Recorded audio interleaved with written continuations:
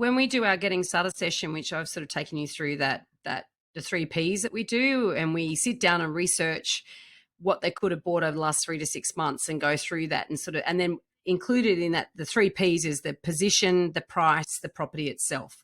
And the price one is where we say, right, we're just going to park your limit that you've given us. We're going to park that for a minute, because some people can afford more. They've just set this arbitrary limit for themselves. And it's like, if you could see very, very clearly that you are not going to get what you want, despite all the media saying prices are falling, you are not going to get what you want, what you think you're going to get for the budget you have set. If you can see that clearly and you can see evidence, you might then revisit your budget.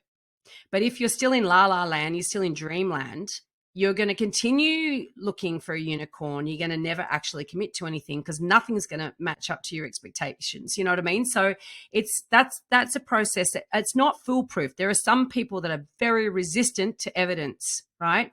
But generally, I'd say more people than not respond once they see the evidence. It's like you present them with the case, they go, okay, I get it now, I understand.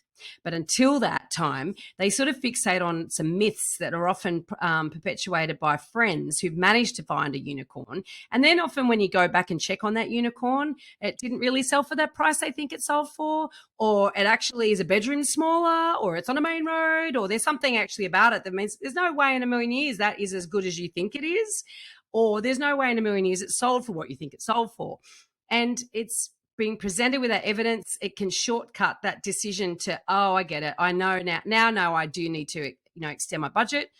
If they can't afford to extend their budget, that's when you have those conversations around, well, something's got to give. Is it going to be the location, or is it going to be the property itself, And when we started doing that in our business, it's amazing how much quicker the whole purchasing process was, because we didn't have to discover all of that and educate that over an extended period of time. You can sort of basically put it in a 2-hour session. As I said, there are some people that are resistant and they still take a long time. And when we quote, we price accordingly. That it gets factored into our fee, how difficult and resistant that they might be, how long it will take them.